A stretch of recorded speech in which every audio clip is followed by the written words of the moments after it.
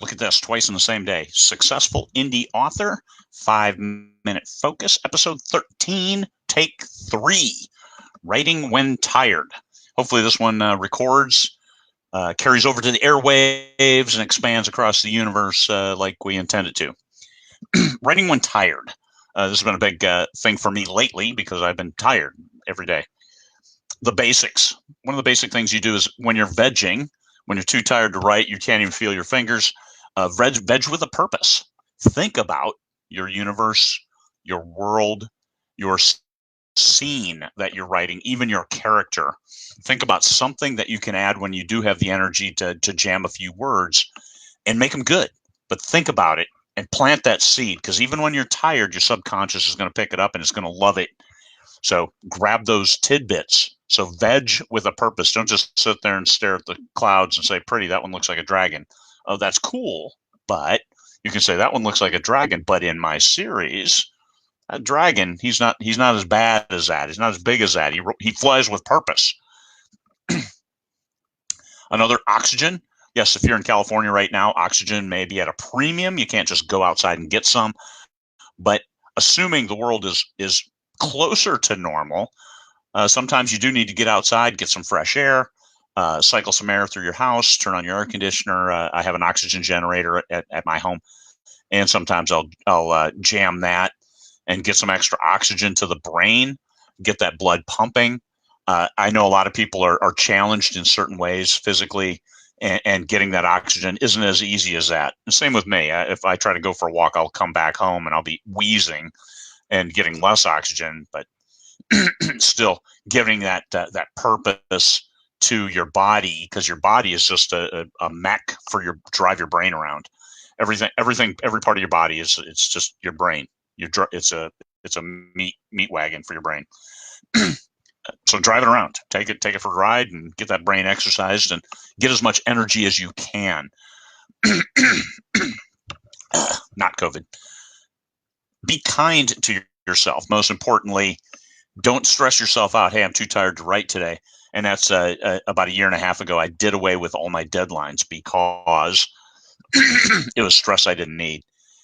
And that helped immensely. And I still get stuff done on time on my internal clock, but I'm not putting that kind of pressure on myself to finish. I've got to finish this book by Friday. I have to finish. I have to, and then do an all-nighter. I mean, that's not good for your body. It's not good for your brain.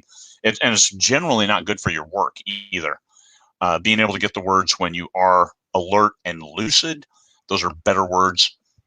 But sometimes if you're tired and you can get any words, you're going to go back later and say, hey, that's pretty good. Now, what did I mean by that? So you get some words. It's good, but be kind to yourself.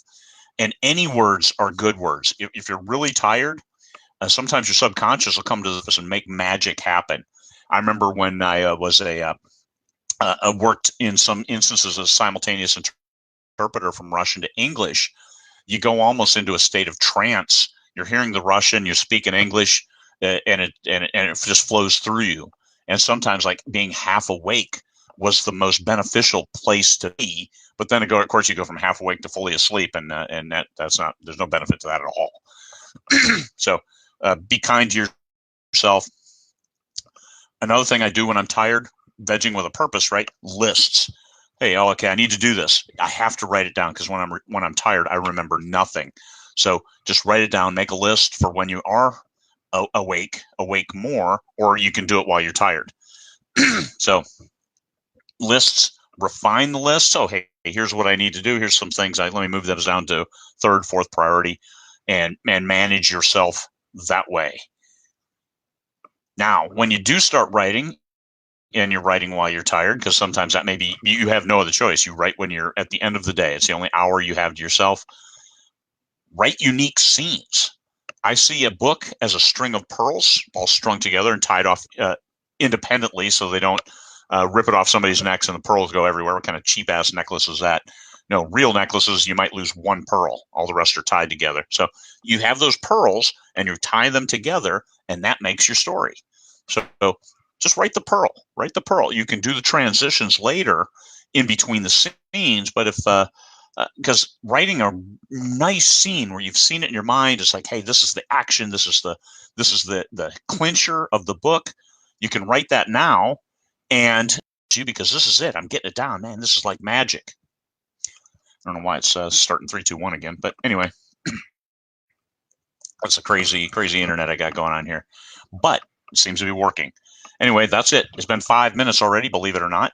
So tell you, veg with a purpose. Think about that story. Oxygen, get as much as you can, whether it's by walking around or get that blood pumping.